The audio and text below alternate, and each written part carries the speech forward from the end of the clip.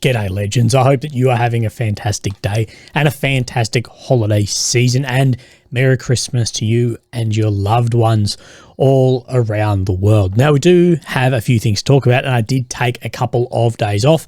So the second, at least 2/3 of this video is going to be an in-depth mapping of about 3 or 4 days. Now, where we're going to start, of course, is with the Rapucha class landing ship that was destroyed last night in Feodosia in the Crimean Peninsula. So let me actually show you where this is. So of course this is Crimea down here. This is Sevastopol, and then we have Feodosia over here. Now what we do know is a lot of the Black Sea Fleet has moved from Sevastopol around here to be more protected from not only the range of then these Storm Shadow Scalp missiles, but also then the sea kamikaze drones that we saw targeting the Black Sea. So a lot have moved around here, and then, well, not as protected as Russia may hope. Now, this was reportedly destroyed by missiles coming in, air-fired munitions from Ukrainian fighter aircraft. Now, in this, another training ship was also sunk from secondary explosions, but this is far less important. So actually, let's have a look at this. So we saw this image really come out as one of the first big things of there has been a major attack down in Crimea, the burning here, and you can see just the outline of the ship here, but then a lot more clear footage has been coming through, and as you can see then the ship has been struck, so he's on fire here, and then the secondary explosions as of the munitions the ship was actually carrying. We're not 100% sure what it actually is, possibly Shaheeds, possibly missiles, we're not 100% sure, but the secondary explosions here were massive and then caused a lot more damage in the harbour here. So let's have a look at this.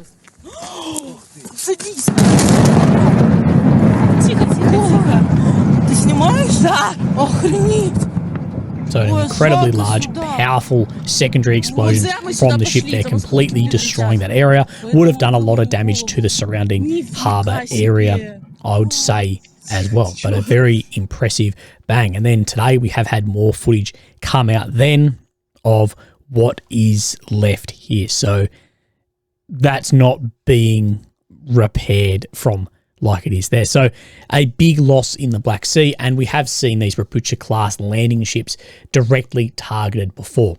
Now, only a few hours after this, 2 more Russian ships have actually left Feodosia and have left the port. So we're not exactly sure where they have gone, but I would say that they are moving somewhere around this region here. As we do know, Russia has another naval base near Novorossiysk here, where they do know they move some ships from Sevastopol here as the Black Sea Fleet is getting targeted, and Ukraine has more and more success, but it is definitely a significant loss. Now, following this attack, the UK Defence Secretary Grant Shapps has stated the large destruction of Putin's navy demonstrates that those who believe there's a stalemate in the Ukraine war are wrong. They haven't noticed that over the past 4 months, 20% of Russia's Black Sea Fleet has been destroyed. Now, I'll say a few things in this. The stalemate in Ukraine, that started because Zaluzny referred to what's happening as a stalemate. And if you actually look on the front lines at the movement since Bakhmut, let's say look at the movement in the last 12 months, let's just say 12 months, it has been a stalemate. That month after month, even in offensives, it has been 0.1% of total land taken. So realistically, yes, we see these strikes happening. We see drone strikes from Russia going in. We see Russia launching offensives. Is there currently someone who has that massive advantage? Not really. Russia currently, I would say, has the initiative in areas like Mariinka, Bakhmut to the north, areas like this. They've got that initiative. They've got that momentum, and you'll see this in the maps. But as far as ground made, it's still very, very little pieces. Now, as he says in this, over the past 4 months, 20% of the Black Sea Fleet has been destroyed. Now, this is a concerning trend for Russia. The Black Sea Fleet is getting destroyed not only by seaborne drones, but then by missiles navigating through the air defense network. And I think that air defense is more of a concern for Russia. That said, 1/5 of the fleet is a lot, but it's not like fleets are getting taken out in attacks. Russia still has a very large naval force and can move ships around. And like I've spoken about before, And I think one of the big things I'd be campaigning for if I was Ukraine is to strike further within Russia, because if these ships move out somewhere into Russia, we know Russia has massive inland seas and areas to move ships around, then they're basically out and untargetable. I think that's where Ukraine should head a lot of their diplomatic pressure is we want to be able to use these weapons inside Russia. I get then the fallout concern of this. People go, what about then if they start striking with nuclear weapons? Blah, blah, blah. I get all of that. But that's just where I see this, that yes, it's a big loss considering the ship, personnel potentially aboard, and the weapons aboard that ship. But is this going to swing the weight of the war? Not particularly, especially because the naval battle, there's not really a naval battle going on at all. But Russia's ability and control of the Black Sea has diminished significantly. And more so in this, over the past week, Ukraine could have taken out up to 5 Russian fighter aircraft, and in one day claiming that they shot down 3 Su-34 like medium bombers. Now, we don't really operate these anymore in the West.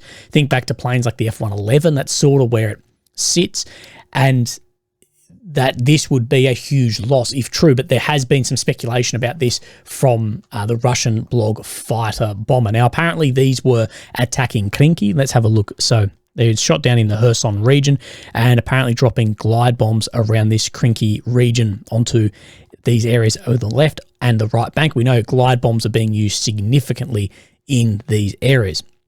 So one thing I will say is fighter bomber, although very biased, he's typically very accurate with air losses. So we know that there's at least one aircraft has gone down, and we're not sure about the others in this. But what's being hailed as taking these down is actually the Patriot air defense trapping these planes. And both sides have actually suggested maybe that AWACS, like Western AWACS, which of course is Airborne Early Warning and Control, so plane with a big dish on top typically, actually helped in targeting these aircraft. Now this AWACS, this is one of the things we've talked about with F-16s that could be a big issue, is the use of the F-16s, but the need for AWACS. We do know a lot of these aircraft are working in Poland, Romania, and in the Black Sea, supplying intelligence back to Ukraine, and of course, the actual range of that they can operate on is heavily classified.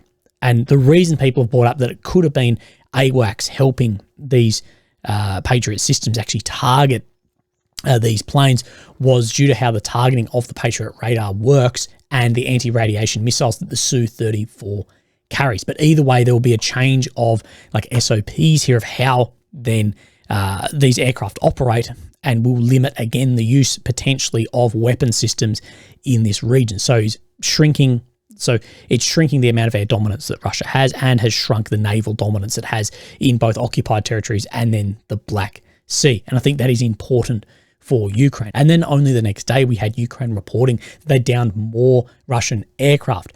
And then now this attack into Crimea. And many have actually speculated that the F-16s are currently already in play. But that is just speculation. I had a friend of a friend say that they are, but so far I've seen zero evidence of that. And I don't believe that they are, because the spin-up time of this, I believe, will still be extended into early to mid next year.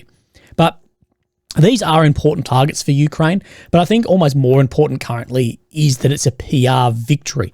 In a time where the news is turning away from Ukraine, looking into Gaza, Israel, and that the news and governments are casting more doubt on the odds of victory in now protracted war.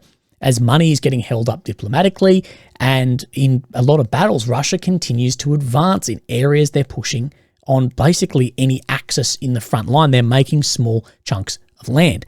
Now, with that, we're going to have then a look at the front line. So, of course, in the center here, we have Ukraine and the capital of Kyiv. The red areas occupied since 22 and the purple since 14. Of course, this being Crimea, where we just spoke about, this being Russia along here. Now, firstly, we'll come down into Thankyou. I believe this is a very important spot for Ukraine and for Russia to maintain some control of. We haven't seen any changes in here, but we have heard that Russia has had some success from Suryak, has said they've had some success shrinking this area that the Ukrainian forces have actually set up their bridgehead, but this map doesn't show that. But we do know there's still a hell of a lot of artillery targeting going from the right bank, the Ukrainian-held bank, into then the occupied bank by Russia here, and there's a hell of a lot of fighting going on there. We don't really know where this is going to go, because to launch any major then assault from Ukraine into here is going to take a significant amount of crossing build up into here, and not just in one axis, because it will be then cut off. So we're not exactly sure how this is going to go, but we do know that this area down the south here is very, very important for Ukraine to get control of, and then also hold and maintain control of the south here, of course, access into the Black Sea. And some have speculated that the targeting of these landing craft is specifically because there may be some plans further for a amphibious assault by Russia onto Odessa. Now, I think that these are just a big target to hit, more so than that, but I think it is an interesting thing to talk about. Now, we haven't seen any changes from Orokhiv through Lobhovi. We've seen no changes through here, no changes up through Uruzani. The first places we start seeing changes on any of the maps is Mariinka, Novomakalivka in here. Now, let's talk about Novomakalivka first, and then we'll go into then Mariinka, as there is some speculating reports about Mariinka's status at the moment. So let's roll back a couple of days. We go back to, let's just go to the 20th. So we do see this advancement then up onto Novomakalivka here, and we do see then this pullback and then a change of axis here as Ukraine did push Russian forces back. And we have seen this over the past couple of weeks, that Russia has managed to get up into some areas here, but then has been pushed back out by the Ukrainian forces as well. And it looks like then a change of where the actual axis of advancement is to here. And we spoke about this, that the break into this area is going to be very, very difficult. So let's have a look here.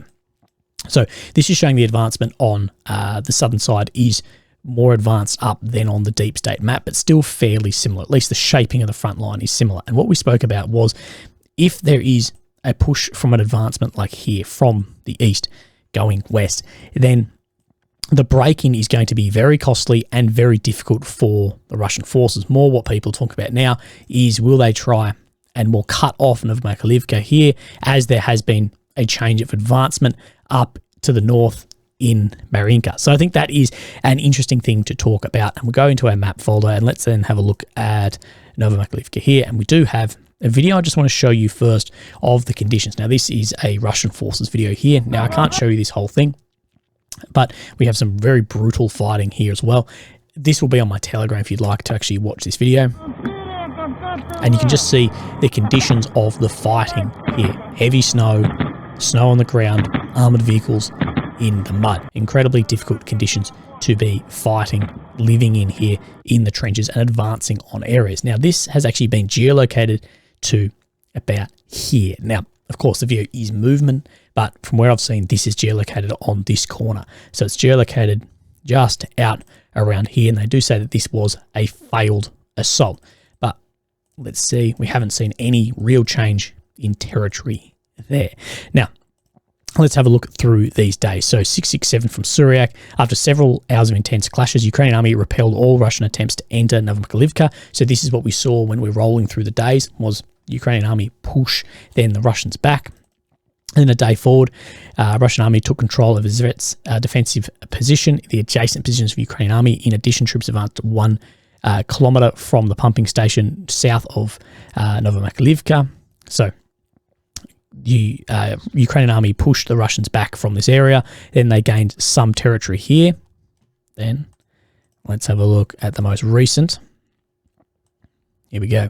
Situation southwest Donetsk. During the last hours, Russian army re-entered the southern farms of Novomakalivka and continued advancing in the southern outskirts of the town. So this is exactly what we see on the deep state and Suryak map, is that push back, pull in, that we see that sort of fluid front line happening there, and potentially a bit of a change of axis of advance now that Mariinka is changing. And of course, that is where we're going to pull up into next. So there are varying reports about the status of Mariinka currently, and Ukraine's Commander-in-Chief, Valery Zaluzhny, yesterday in a conference stated that Ukrainian troops remain in the north of now the destroyed town, saying the situation is absolutely the same as it was in Bakhmut. Streets, neighborhoods, and our fighters are being destroyed, and after that, we have what we have.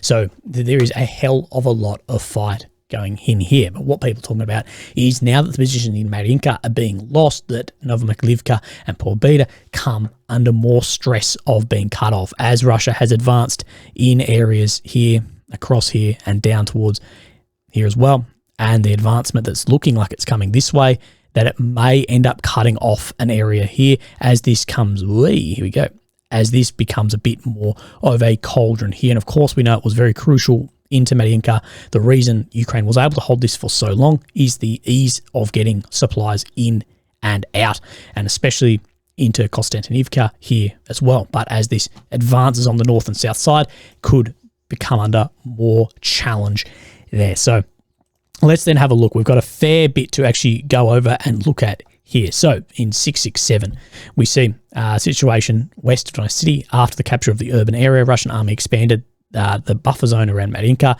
by taking control over new positions west of the town. So in here, west.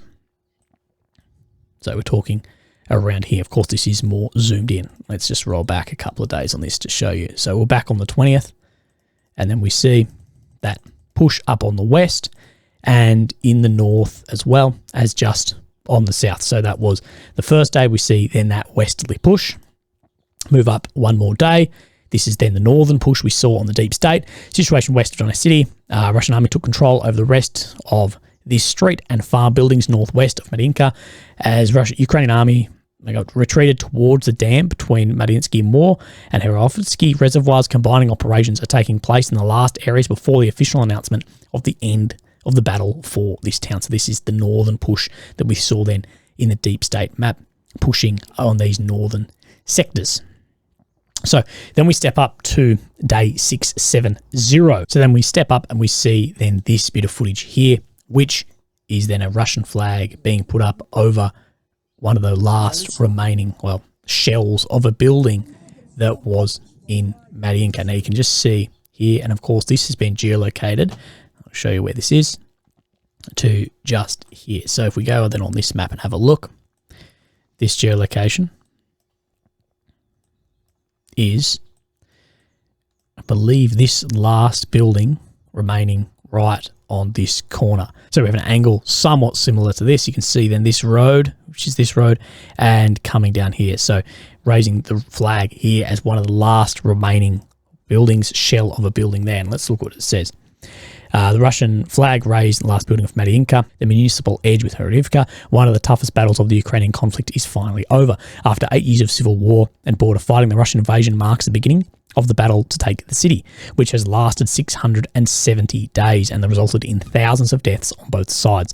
The Ukrainian troops have maintained a tenacious and heroic defense of the town, while the Russian troops have managed to take Mariinka completely thanks to the efforts of their fighters at the cost of multiple assaults on the ruins of the town. This battle will undoubtedly be remembered in the future as an example of a battle of attrition in one of the most heavily fortified areas of the front. So, as Zaluzny says, very similar to Bakhmut, a mass attrition of soldiers for relatively small areas and thousands of people being poured into this. Now, people thought there was going to be a tactical pause after this to regain control, but it does look like Russia is actually then continuing its assault further on into Herovka here as well. And let's look then, let's look at what then Surek says about this situation. West of Donetsk City, Russian army continue advancing at the west outskirts of Mariinka, reaching the first houses of Herovka, where Ukrainian army retreated towards the first defensive positions within the town. So just down on the west of this reservoir here, this same area here, this is where he's saying that Russia is pushing further on.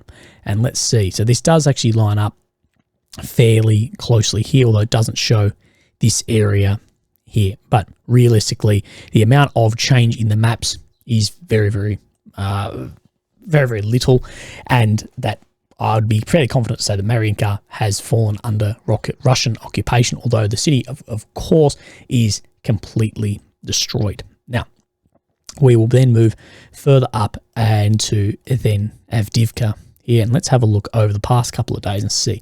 So of course we've got a few different axes here. So Russia is pushing through these, as we've done, there's a bit of high ground through here, pushing down the Stepove and pushing down the railway line here as well. That's where, we sat at last time that I spoke to you. So let's actually see where we are now. So let's go back to the 22nd. And we do see an amount of chunk of ground made to the north of Stepove, and then a continuation of this push down into the east. And then some of the grey zone actually shrink down around this area of controlled or contested area rather than controlled ground. But that is what we're seeing. No major changes in Avdiivka, although we do know that this is an area where Russia is pushing very, very hard, and there are a hell of a lot of battles going on. So then the Surak update is up near Stepove here. Situation north of Avdiivka. Russian army took control over the tree line west of the railway, forcing the Ukrainian army to withdraw towards positions adjacent to the village of Berdichi. Now, we've talked about this, how this railway will be a big problem, and the fighting is basically tree line to tree line. We've spoken about this in depth actually before, so let's have a look down here.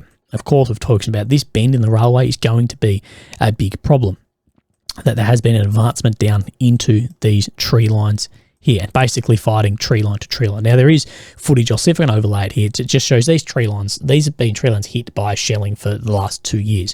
It basically sticks in the ground, but this is really the only cover that actually exists here to try and get through, and that a lot of Stepove is coming under control here as well. So they are pushing on an axis down into Berdichi, what could then have more of an effect of closing this further gap around Avdiivka. That said, will we see this fall in the next weeks? No, I believe the next few months, potentially, but we won't see a full cut-off here. There will be an assault through, very similar to Bakhmut, with the lack of high ground in these areas that Bakhmut, even Bakhmut had. This is very flat, very open down here, and of course heading into the winter months as things will most likely start slowing down. Now, where are we going to head to next? We're Bakhmut, somewhere where we are all very familiar with.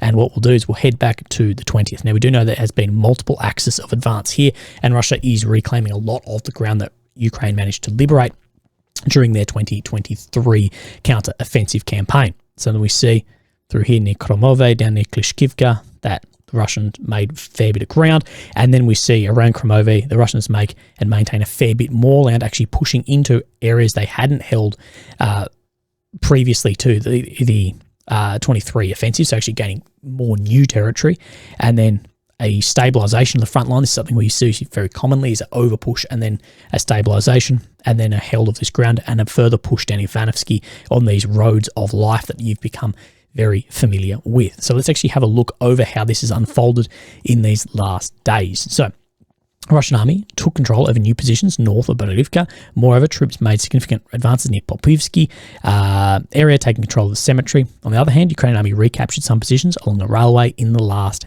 hours. And this is basically what we have seen. So we're talking right near this Berdiivka area here. Let's go back.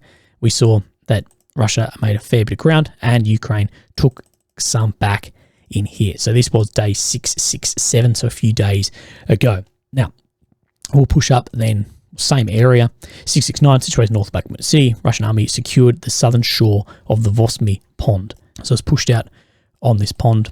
So pushed out into some of the low ground here. So Ukraine still maintain a lot of the high ground to the east of Ivanovsky, and this is why they've had a lot of success with the shelling and artillery here, but Russia has got high ground in the north here as well. So then we'll skip up into the north on the same day.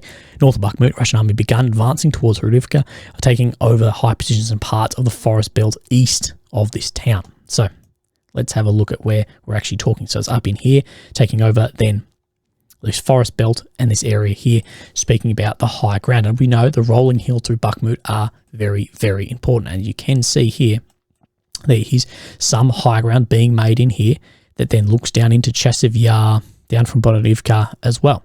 So you can see some of the high ground as well as this forest belt, which is very important then for your mortars, your artillery and troops. You can see how this then looks down onto Rudivka here as well. So any of this rolling hills here, now it's not mountainous like it may be in other areas around the country, but because it's so flat, any hills in this area do have a massive advantage as well. And that's what we saw Bakhmut hold for so long, was the ability for the Ukrainian guns to be in defilade position. Situated north of Bakhmut, Russian army advanced some 100 meters in Berdiivka.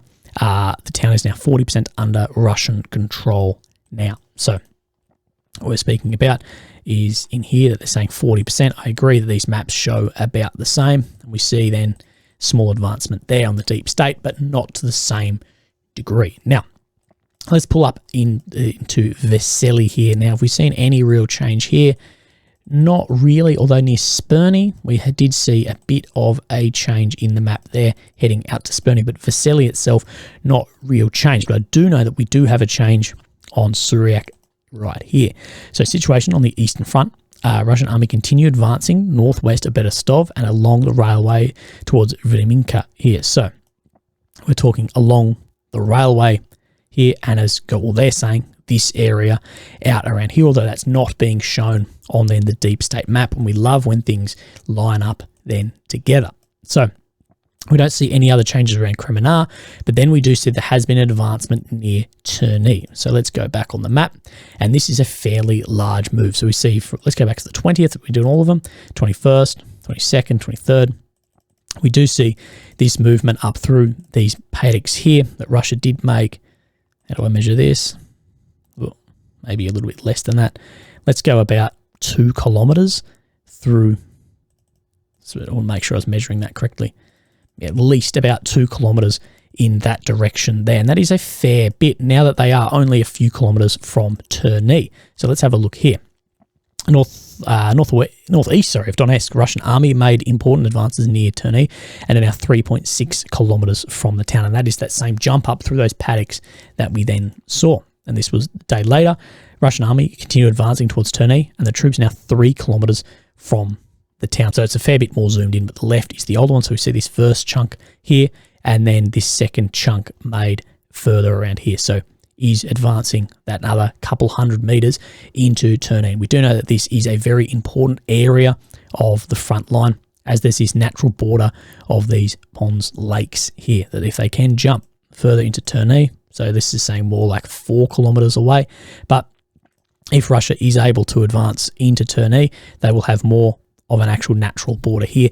We do know that there aren't actually too many natural borders really occurring at the moment. We have tree line to tree line sort of fighting. Now, up and down the front line, everywhere else, I don't see any other changes really anywhere. And I believe that we have touched on everything that we wanted to speak about today. Legends, look after yourself, and I'll speak to you soon. If you'd like to support me, the link's down below, but never feel obliged. Hope you had a fantastic Christmas. Goodbye.